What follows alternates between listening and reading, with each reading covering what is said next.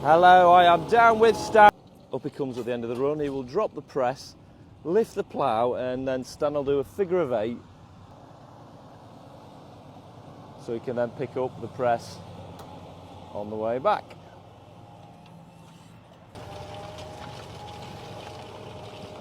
Consolidating that back down to keep the moisture in, and it also levels up the ground.